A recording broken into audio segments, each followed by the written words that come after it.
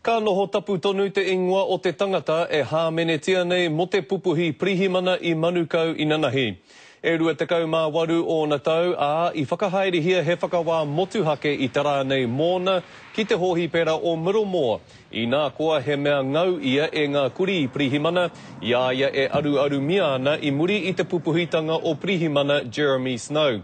Ko tahi te hāmene ki runga I aia mo te āta whai kia mate tētahi prihimana I aia, kei te noho mauhere ia tai noa atu ki te wā e tuatua noa ia ki mua I te kōti, ara a te marama o kohi tātea.